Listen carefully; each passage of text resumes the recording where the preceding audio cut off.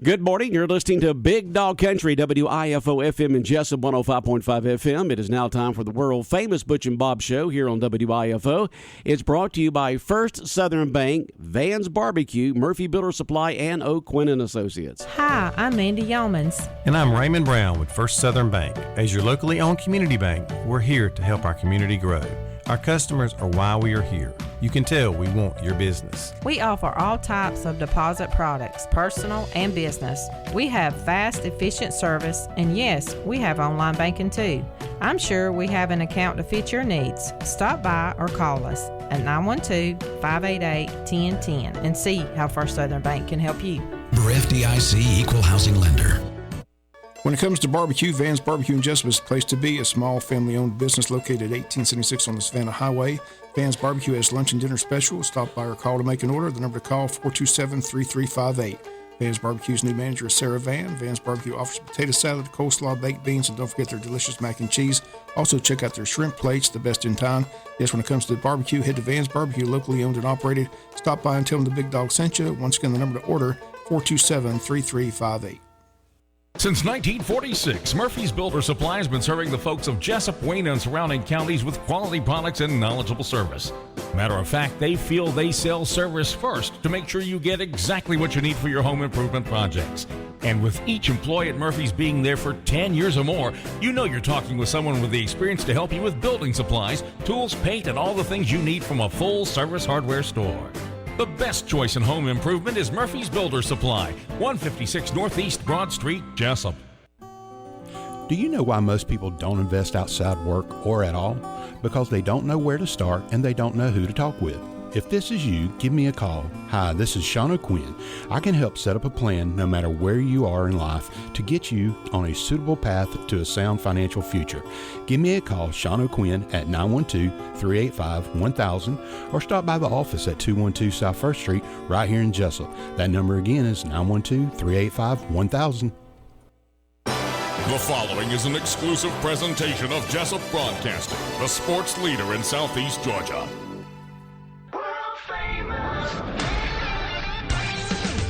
The world-famous Butch and Bob Show.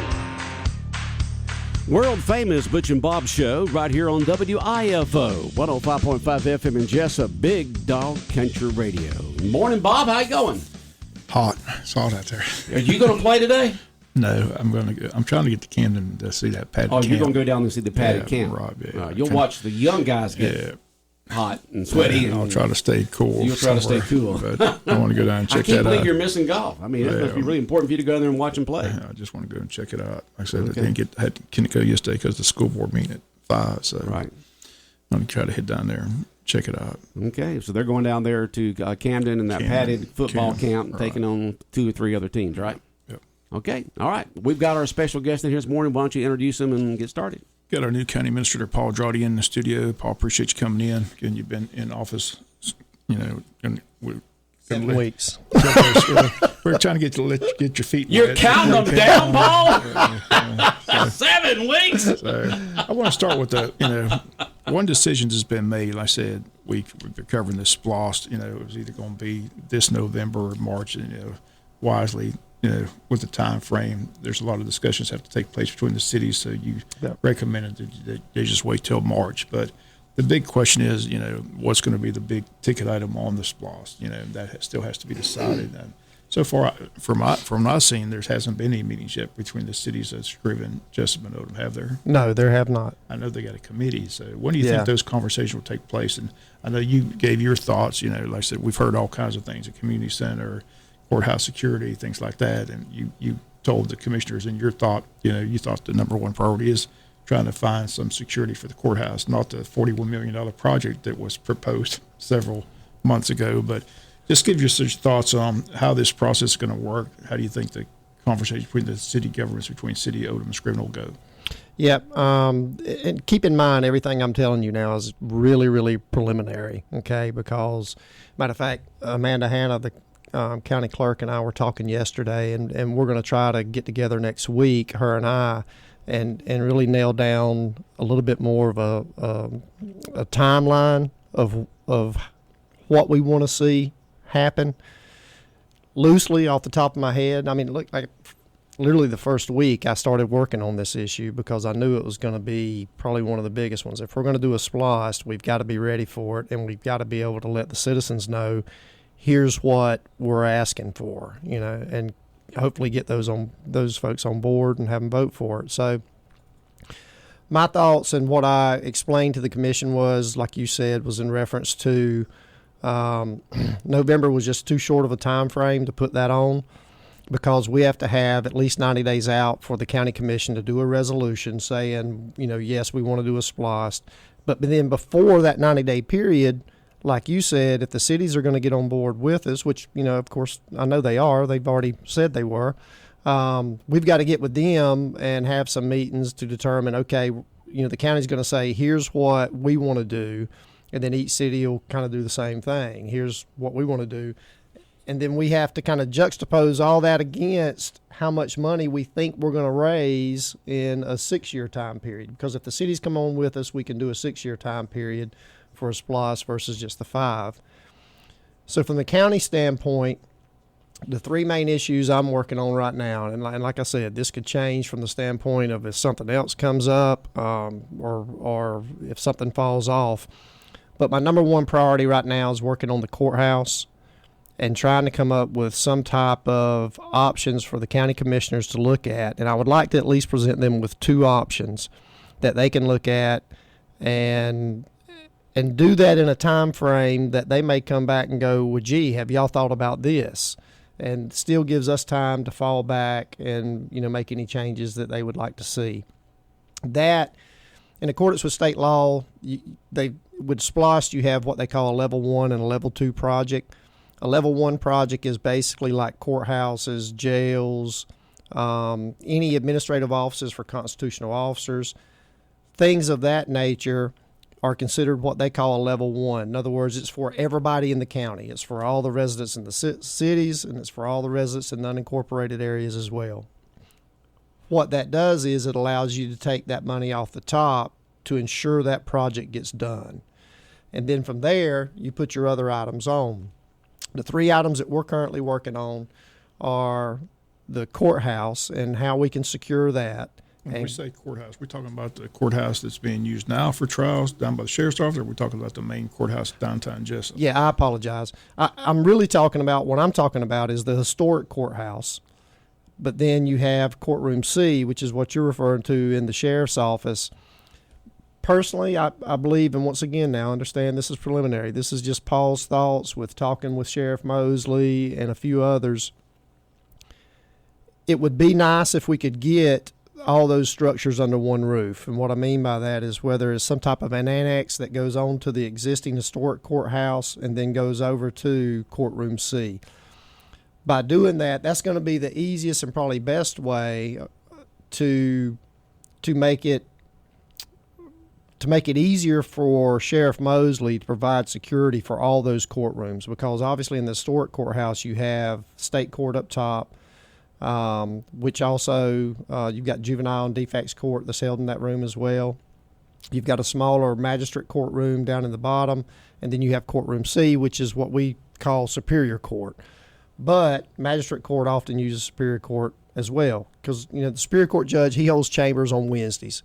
So he comes down once a week. One of the Superior Court judges will come down once a week, and they'll hold chambers on Wednesdays. But then you've got magistrate court where they're having bond hearings just about every week, and usually it'll be in the Superior Court room. They'll have a preliminary hearing at least once a month. And then you also have magistrate court in that smaller courtroom where the judge will hold chambers in reference to, like, for civil issues, under, I think it's less than $1,500 or $2,500 for, like, eviction notices, or if you're just, suing somebody privately or something like that. So he'll hold civil court there. And then I think I said, like, juvenile and defects is held in the other one. And then also you've got probate court, which is Judge Thornton. She has a hearing probably 3 or 4 times a month, and she'll try to schedule that in one of those courtrooms as well. So if you can get all of those courtrooms under one roof and have one entry and exit point, it's just going to make it so much more easier and safer for Sheriff Mosley to do his job and ensure that everyone inside that complex is going to be secure. Any idea what that price tag is? And that's the $41 million complex. But like how many millions of dollars were we talking about to secure the courthouse? Any estimate at all, or is that too? No, that's way too early. I mean, look, honestly, I could sit here and throw a figure out at you of what I think, but look, Bob, I know in radio there's the half-heard rule where folks hear only half of what you say, and I'm scared to even throw a number out. And only the half they want to hear. Right, because, if I throw a number out, I mean, I've got a number in my head that I would like to stay under. All right. As we've been going through this preliminary plan and drawing out some ideas on. But it's above $1 and lower than $100 million, right? Yes. A lot lower than $100 million, and it's a lot lower than $41 million. But I'm scared if I throw that number out there, that's what people's going to hear, and they're going to walk away going, "Well, you said it was so and so." You know what I'm saying? So let's talk about money in general, because, like I said, the cities of Odom, Scriven, and Jesup all want their piece of the pie. But, yes. But Commissioner Thomas made a point at the last meeting, said that with the courthouse security being the most important item that most people believe in, the county's going to need a bigger portion of the pie of the SPLOST funds, where he said years ago when the city was building their new treatment plant that they got a bigger piece of the pie. Do you think you think the parties will be able to get together and decide that? And how big of a piece of pie does the county want? Well, I don't know. I guess I see it a little bit differently. I mean, I agree with everything Commissioner Thomas said, but I guess I would just articulate it differently from the standpoint of, is what I'll say and want to go. The way the SPLOST law reads, the courthouse project would be a level 1 project because it is for all the citizens, okay? Just like if we build a new jail, it would be for all the citizens. Same thing with constitutional officers and their administrative buildings. It would be a function that would support the entirety of Wayne County. So for that reason, the state allows that money to come off the top before anybody else gets any money split out. Now, what you can do, I mean, my thoughts are now, early in the game, my thoughts are is that price tag is going to be low enough that it's not like we've got to complete that whole project, even though the law says you can, that we can complete the whole project before anybody gets anything, okay? I don't believe we're going to have to do that. I believe we're going to be able to do it in a manner, I hope to be able to do it in a manner that everybody can start drawing their fair share. Now, what that fair share is where the negotiations come in. And I mean, look, I'll go ahead and tell you, I'll just be on the table and say it, that, and I've told the mayor this with the city of Jesup. I think the fair share is by population. And that's one of the ways to do it. You can do it by population, or you can do it by intergovernmental agreement, which is what happened with the water treatment plant, where Wayne County during that time said, okay, Jesup, y'all have demonstrated a severe need, and we're going to go above what your population is and give you even more money. So that would be defined under an intergovernmental agreement. Well, as Bob and I always say, it's always about the money, so expect conflict when it comes to the subject of money. But hopefully y'all will be able to work, talk, and compromise and get everything worked out for this for the citizens of Wayne County. I think so. And Jesup and Scriven. Yeah, I really do. I mean, I just, from going back to what our current plans are, what we're currently working on would be the courthouse, a swimming pool / community center, and then the equestrian center. Now, the equestrian center is they have got a grant for it. I think it was like $350,000, and that's enough money to construct the building and the arenas itself. Who's they? They got the grant. They got the grant. Who was they? I know Bob and I am part of that committee. I didn't see it. Well, it's Randy Franks is who my coordinator is in reference to who I'm always talking to. Oh, okay. And I think Randy got it through the IDA, if I'm not mistaken. And I can't answer that, Butch, but I'm pretty sure it's through the IDA. Randy can tell you for sure, but Randy is the lead on that project as far as I'm concerned, because he's my contact person who I've been talking to. And they've got the grant. I think they applied for it well over a year ago. And once again, it was enough money to build the concession stand, restroom area, and all that stuff. Okay. But what they need is the extra money for the actual metal cover that'll go over the arenas. And where's that located at? Sunset Boulevard. Like if you're going, if you know where hospice is, it's the county owns about 66 acres back behind hospice. Yeah, it's where our maintenance department is out there, where Kirk Evans is, and but it's like right across from not right across, but it's real close to. There's a dirt road that goes in across from the Ag Center on Sunset Boulevard, and I think it'll be. I'm excited about it from the standpoint that because we're looking at having two possibly. Right, once again, this is early, but possibly two different entrances, and one would be close to where you would turn into Bill Morris Park. So it really ties in that whole rec center. You know what I'm saying? And so, and that I think that'll be a boon from the standpoint of all your barrel racing folks, your rodeo folks. I mean, you can hold all kind of events. That's what there. I was going to ask you that question. Yeah. Question you think horses, but I'm sure that type of facility could host other type of events also. Right. I mean, I know now I haven't spoken to him. I know Amanda has, but the gentleman that come in and produced the Monster Truck Show, I talked to some of the law enforcement guys out there, and they were telling me they were talking to families from Jacksonville, Florida, that drove up here to see that monster truck. Yeah. So, and he was excited about it, so he must have done well. And he's talking about wanting to come back next year. So a venue like that would obviously, I think, be really conducive to having a large event like a monster truck show or anything. So you can utilize it for a lot of events. Were you part of in knowing how the the security of the courthouse became the number one topic in this discussion here?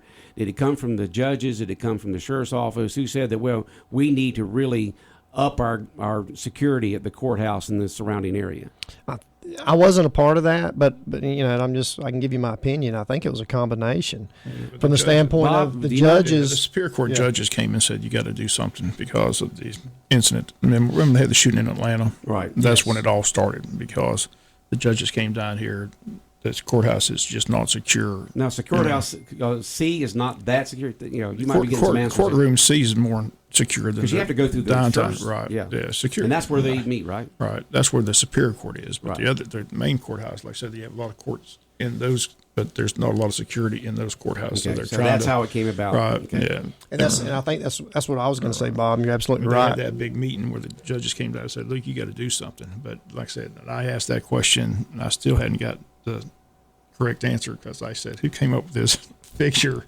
I can't remember. I think they got a proposal from a company. You said, how much would it cost? And they got a proposal. It wasn't something they were considering. It was I said, fire that person because that was absurd. But anyway, again, if you just tune in, Paul Drawdy, our new county minister, you got a lot of other departments. I want to get first other topic I want to talk about. One thing that they're addressing is the volunteer fire departments. They've addressed that, but still the big issue was finding volunteer firemen. So explain that situation. They want more volunteer fire departments, but they talked about how it's just like any other job. You see all these businesses looking for jobs. It's hard to find young people. The volunteer fire departments we have here are valuable, but most of them have been volunteer firefighters for years. It's hard to, for some reason, there's not young people jumping to become volunteer firefighters. So how do they address that issue?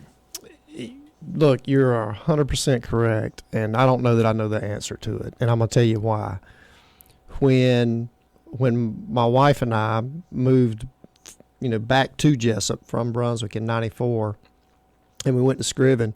I joined the volunteer fire department there, and I'll tell you, one of the biggest reasons I joined is because everybody else was a volunteer fire department. All the guys that I knew and socialized with, they were all volunteer firemen, and they would go hang out once a month, twice a month, whatever, up there at the firehouse, cleaning equipment, doing whatever, and it literally was as much of a social event as it was being a volunteer fireman. But then I also got to see, those guys work and the tremendous need we have for them. Because, you can, hopefully if you're blessed, you can go through your whole life and never have an emergency. But boy, if you ever have one, and you're waiting, you've called 911 and you're waiting on either the ambulance to show up or either the law enforcement to show up. It might be a 5-minute response time, but it seems like 5 hours. Take my word for it. When the radio station burnt down December 7th, from their records, they got here in 10 minutes. To me, standing out there looking down the road, it seemed like 30 minutes. But from the time they got their call to the time the first truck arrived here. So yes, I know what you mean. But but I have seen the times when, I've been on a wreck scene or emergency scene or whatever, and those volunteer fire guys, those and girls, those first responders, when they'll show up minutes before, EMS or the law enforcement will. And it's nice having somebody that has at least a little bit more training than I do to provide care for someone who's injured or hurt. And so, our volunteer fire departments are so vital to Wayne County. And so now how do we go about recruiting more members? I don't know. Other than just, obviously these guys put in a lot of hours, and the county has addressed the issue of upping that compensation some. And then the other side of it is just having good people to work for, I think. I know Dustin Verner, who's a deputy with the Sheriff's Department, who's also a firefighter, he just took over Anderson Drive, and I think he's been out there maybe 2 or 3 weeks, and he's already got like 3 new members, of certified firefighters, where we had just 1 certified firefighter out there. So he's doing something right. I think it's just a matter of getting the word out, getting these folks interested, and just absolutely recruiting. So, somebody wants to know in y'all's consideration with the courthouse security, will you take the historic preservation community in your ideas and in your thoughts and in your plans to make sure that the courthouse still is part of still there, but use it to be able to increase security from the type of annex that you're thinking about? Yes, absolutely. I'll tell you what I've already done is, in working through these options that I would like to present to the commission. Obviously, one option is if the SPLOST doesn't pass, what do we do? We don't do nothing. We may do nothing in reference to new construction, but we have to do something. So during the same time of planning for these other possibilities, I'm also planning for that. And so we've already got our maintenance crews over at the courthouse addressing needs that were identified by the SP Design Group when they come in and done the big study and everything and showing how they could utilize the old courthouse.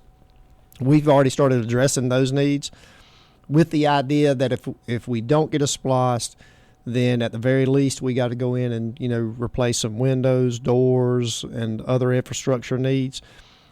I reached out to Janet Royal, who for me is my local historian. Oh yeah, she's Wayne County's. That's exactly historian. Right. If you want to know anything about Wayne County, ask Janet. Well, she was great. She sent me a website and sent me the number of a lady who I haven't called yet because I'm just not there, but that is like one of the premier persons in reference to historical buildings in the state of Georgia. And so from the website, it's just a matter of we can do things like, if there's white wood windows there, you can replace them either with white metal or white vinyl. In other words, have that same aesthetic appeal that the old courthouse has, but with updated material. And so there's things that we're going to do, and my plans is to absolutely include the historic courthouse with the new and projects. On the fire stations, are you planning on building new volunteer fire stations, and do you know where those would be? Yep, they've got, I think they've cleared ground on 2. One's on Tate and Plant. Golly, I can't Bob, remember. You remember the other one? Yeah. I've been in discussions, what I said, but I can't and I know there's one out on River Road. I know Commissioner Hopkins and myself rode out. His family is donating an acre of land for one out there that's going to serve all those folks on the end of. Because what happened was, and this is my loose understanding now, we've entered into a contract with Skip. I can't think of his last name, but he's the ISO guy, and he's the guy that is the wizard when it comes to explaining to you how to get your ratings down. They had the contract with, and all of a sudden it just, for some reason, they ended the contract. The city kept their contract with them the entire time, so he came in.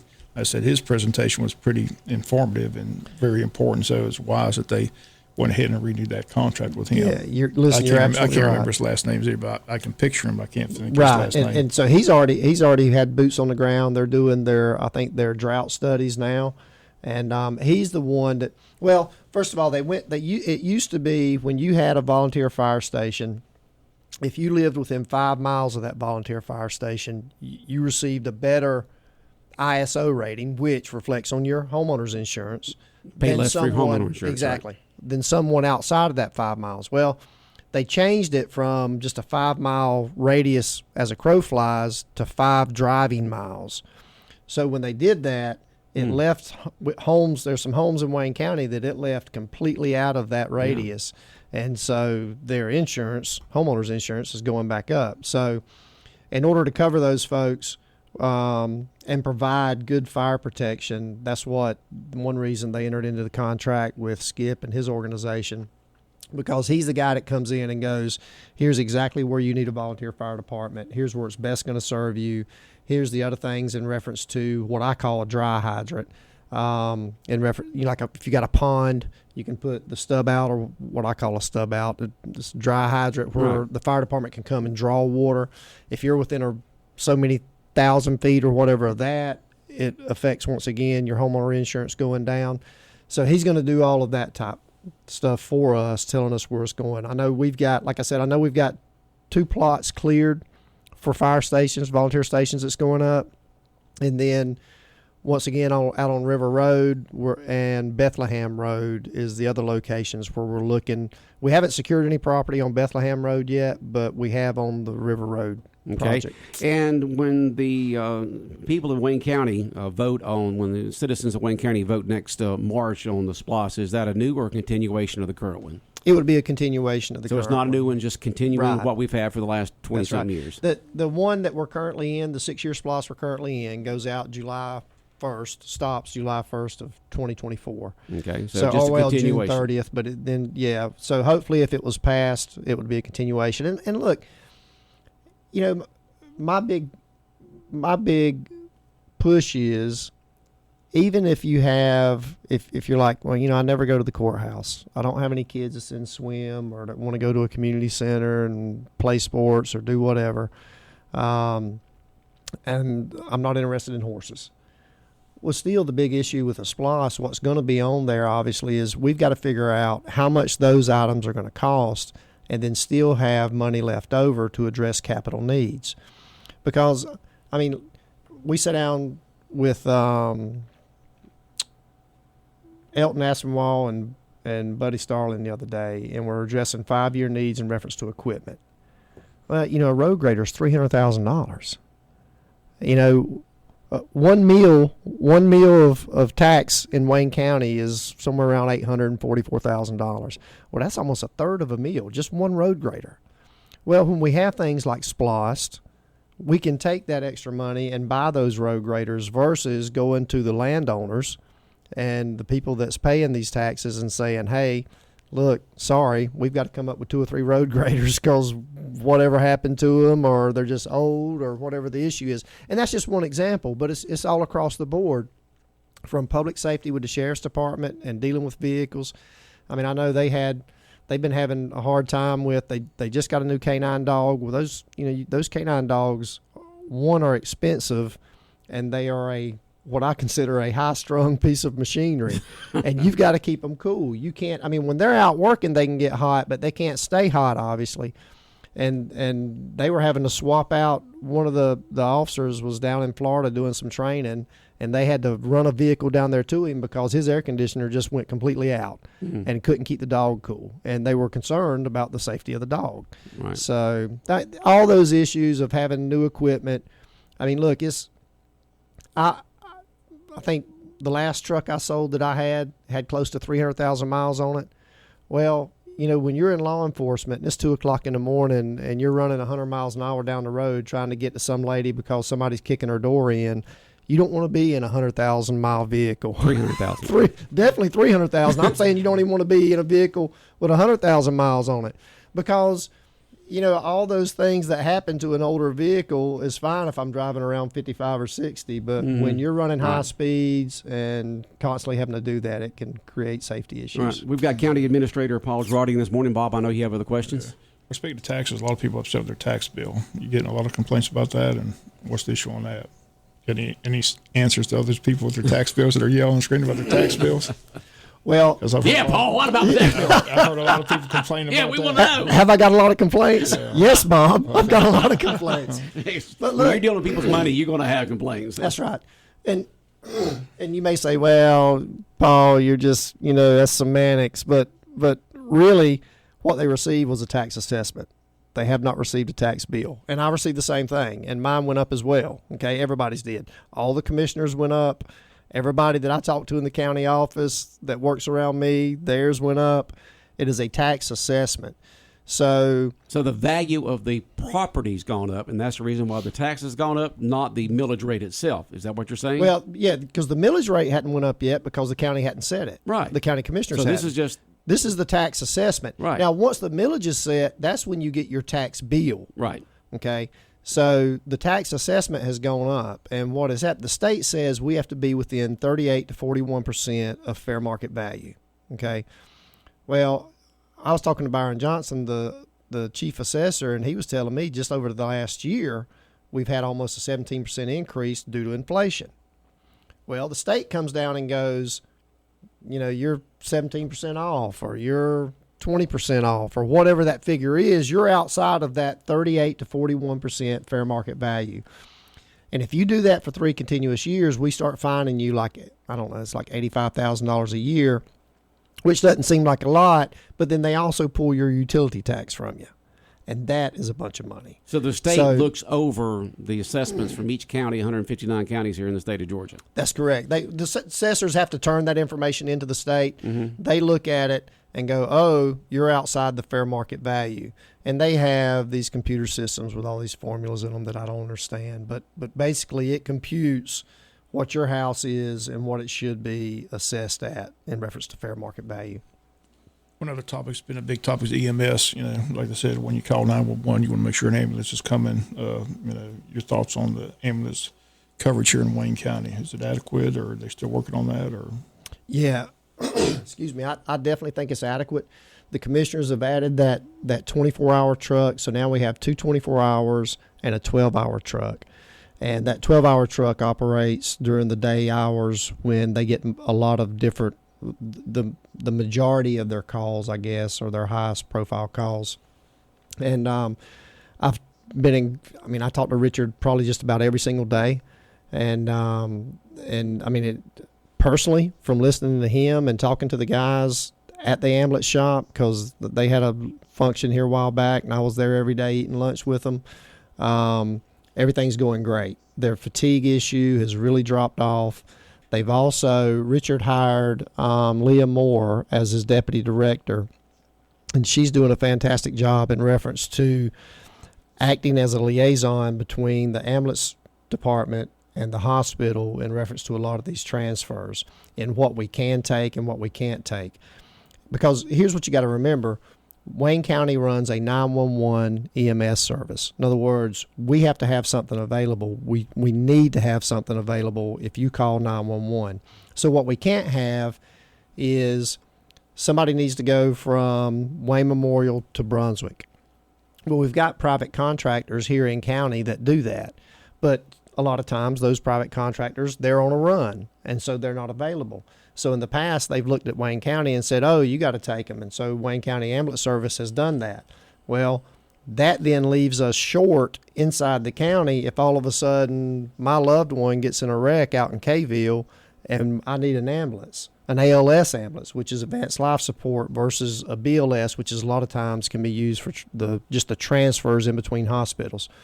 She's done a good job in coordinating those efforts, and it's gotten a lot better. The guys are all talking about there as far as crew fatigue and stuff, it's way down. And what we're doing is we're maintaining an ALS ambulance in Wayne County for 911 service. I think, the state recommends, and I say the state, I think it's some agency that actually recommends that you should have 1 per 1,000 citizens. We've got basically 2.5. I know for a fact that our commissioners would love to see even that half truck go to a 24-hour truck and us have 3 24-hour trucks. But anyway, I think we're in a good position right now. I think our paramedics and EMTs are in a good position. They're happy with what's going on. They've told me that personally, and the commissioners are all behind them in reference to doing whatever they can to support them. Okay.